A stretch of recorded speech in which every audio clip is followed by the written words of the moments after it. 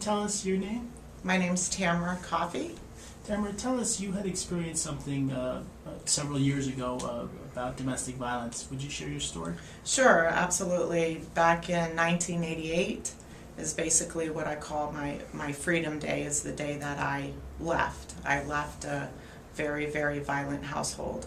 And my son's father at the time basically thought it was okay to put his hands on me. And it took a couple years for me to figure out that that is not the way I wanted to live. And so I just packed up and left one day.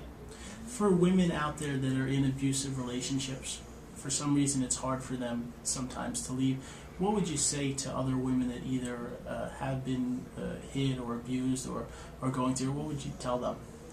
Well, basically what I would love to share with anybody going through anything from a domestic violence standpoint is basically, if somebody puts their hands on you just even one time is too many.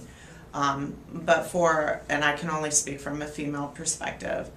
From a female perspective, when we're searching for love, or we want to be loved, or we believe somebody, oh, I'm sorry, I won't do it again, we stay. Some people have a way, at the time I could say maybe I was insecure and I didn't have a lot of self-confidence, and I believed, what this man would say to me. At one point, he basically had me so isolated, which anybody out there living through it, even right now, would be in an isolated world. You isolate yourself from family, your friends, and you're pretty much locked up in kind of this like prison in a way. And so anybody out there right now, it's just latch on to just a little speck of hope, a little speck of strength, and you can find your way out. Just little speck. You can see a piece of light. You don't have to believe right now that you can be okay, but just get that little spark of faith, and then everything else will come. You just have to not be fearful. How did you finally get out of the relationship and get away from him and the abuse? Well, ironically, I had tried a few times to leave, literally pack up. And of course, where most people go, you run to your mom's house or you go to family. And he found me, of course. He always knew where I would run to. I ran to my mother's house at the time. And he made it very clear that if I were to ever want to or try to leave him, that I would literally have to leave the state. And at this point in time in my life, I lived in the state of Washington, outside of Seattle. So I would literally have to leave the state. And so I had a getaway planned. I had 2 plane tickets for myself, and at the time I had a 2-year-old. My son is grown now, but he was 2 at the time. And I had plane tickets literally hidden in ceiling tiles.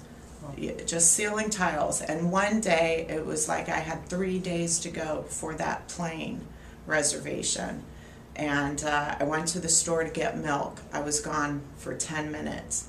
And either I gave off something, or he felt, maybe I was behaving too well in a way. And he figured something. I got back 10 minutes later and the house was tore up, and he found the tickets. And well, needless to say, that wasn't a very good day for me. But the last trip to the emergency room is where I was in and out of consciousness, and the doctor told me I had 4 deformed fractures in my skull, and amongst other injuries. And the doctor basically told me if I was going to choose to live this way, that I needed to make arrangements for my son, because if I were to be hit in the head one more time, I would die, like instantly. And so that, maybe I wasn't ready to take care of myself completely. Maybe I felt unworthy at the time, I don't know. But I was not going to let my son grow up without me. So it took about 8 months. I literally would hide $20 bills, crumble them up, and hide them under the detergent powder, like in the box. I would fold money up in very small pieces and stick them in little pockets of clothes hanging up in the closet until I got maybe about $600-700. And then it was just one day. He had been out of town, and called and specifically told me the flight he was on and what time to pick him up at the airport. So in about a 3-hour period, I packed 2 suitcases, a little 13-inch TV, filled up the gas tank, and I took off. And I drove all the way to the East Coast. That's about as far away as I could get. So glad you were able to get away from him and from that experience. If you could tell women that either have went through this or are in it and have not gotten away yet, just one brief idea or some message of hope, what would you say to them? The message is hope is don't be fearful. Kind of turn the fear into faith and just go for it. And I say that because ironically 6 months after I had left him, he showed up on the East Coast. He found me. And that little 6-month period of time, I gained a little bit of self-respect or self-love. And he threatened me on the telephone. And on a lunch hour, I literally put my new job on the line. I sat at the police department begging for somebody at the police department to help me. And of course, on the East Coast, there was no record of, of me or him having hurt me out there. And I sat there probably for 4.5 hours until one officer listened to me. One. They kept telling me there was nothing they could do. And so all I had to do at that time, of course, before cell phones, we had the pagers. So I paged him as if I was returning his call in a way.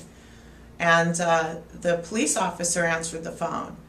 And when he called back, and the police officer spoke with him, and he's so not very smart at that point because he asked to talk to me, not, without thinking that the cop is going to be on the other line. And he threatened me verbally on the phone, and he immediately was picked up and taken to jail. Because it's against the law in Virginia at the time to threaten somebody's life. But you don't have to stay in that life. Just go, just leave. And put the fear aside. And even if you are fearful, still pack up and leave. There's places that'll help you, friends. I had a place to go. My best friend from high school, her and her mother opened their house and said, you can stay here, find a job, find your own place to live. So I was blessed that way to have somebody to help me. Thank you so much for sharing your story. Sure. I think it really will reach people that have been going through it or are going through it. Thank you. Okay, you're welcome.